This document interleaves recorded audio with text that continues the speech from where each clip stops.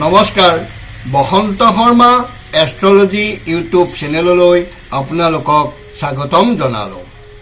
আজি মই আপোনালোকক ধনু ৰাশিৰ বিষয়ে অৱগত কৰিবলৈ বিচাৰিছো। আহকচোন ধনু ৰাশিৰ বিষয়ে জানক। ধনু ৰাশিৰ আদ্যক্ষৰ হৈছে ধ, ভ আৰু ফ।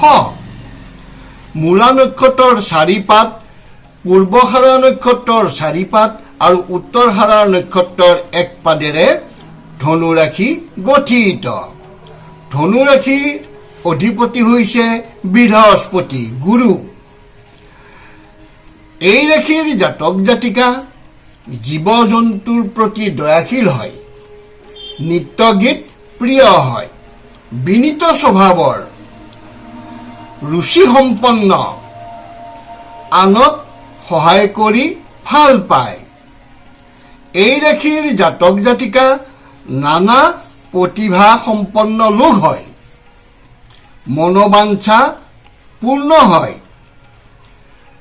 ধনু ৰাশিৰ জাতক জাতিকা ক্ৰয় বিক্ৰয়ত দক্ষ হয়, জীৱনত এদিন নহয় এদিন উন্নতিৰ জখলাত বগাব পাৰিব।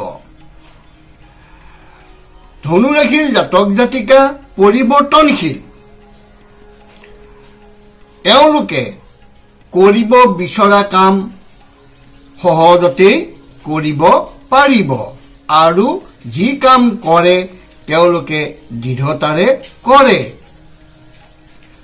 এই ৰাশিৰ জাতক জাতিকা জ্বৰ, কাহ, গেষ্ট্ৰিক, ৰক্তচাপ, টিউমাৰ, লিভাৰ আদি ৰোগ হ'ব পাৰে।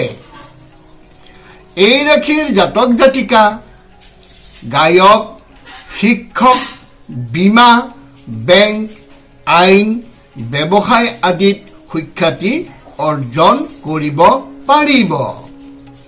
ধনু ৰাশিৰ বাবে শুভ ৰং হৈছে হালধীয়া ৰং। এওঁলোকে হালধীয়া পোছাক পৰিধান কৰিলে ভাল হ'ব। শুভ বাৰ হৈছে বৃহস্পতিবাৰ। শুভ ৰত্ন হৈছে পোখৰাজ। শুভ ধাতু হৈছে সোণ।